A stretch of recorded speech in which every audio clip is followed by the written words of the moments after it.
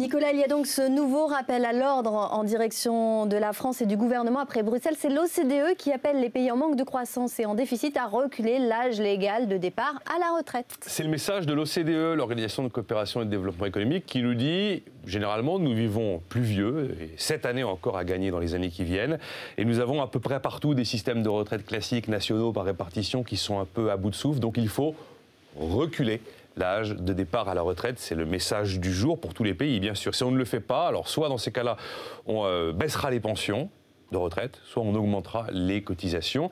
Et l'OCDE nous rappelle qu'il y a la moitié aujourd'hui des pays de l'OCDE qui vont vers un âge légal à 65 ans et 13 pays qui vont vers 67 voire 69 ans. L'Allemagne, la Norvège, l'Islande, l'Espagne, les États-Unis, la Grande-Bretagne, le Danemark ou encore l'Italie. Alors pourquoi cette réforme des retraites est souvent présentée comme la mère des réformes? Parce que c'est la seule réforme.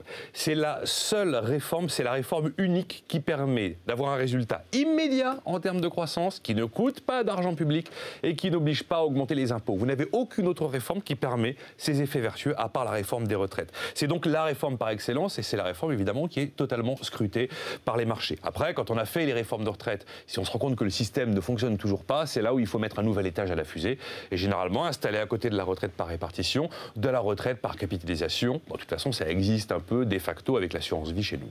Alors pourquoi le gouvernement fait exactement le contraire? Parce que c'était une promesse phare, une promesse difficile à renier, parce qu'elle concerne que très peu de gens, donc on se dit ça va passer. Et puis il y a encore un peu la croyance que nous pourrons avoir raison tout seul. Seulement, effectivement, le 18 juin, après les législatives, vont quand même se poser quelques questions cardinales pour notre pays. Peut-on embaucher des fonctionnaires alors que la Cour des comptes et l'Inspection générale des finances nous disent de réduire la masse salariale de la fonction publique? Peut-on faire les emplois jeunes alors que les mêmes institutions nous disent de baisser la dépense publique? Peut-on monter les impôts alors que les mêmes institutions nous disent de ne pas accroître la pression fiscale? Voilà quand même des questions de fond. Et puis vis-à-vis de l'Allemagne qui appelle à un saut fédéral, peut-on suivre l'Allemagne au moment où l'on avance l'âge de la retraite alors que tous les autres reculent l'âge de la retraite? Merci Nicolas Dose pour ce comparatif.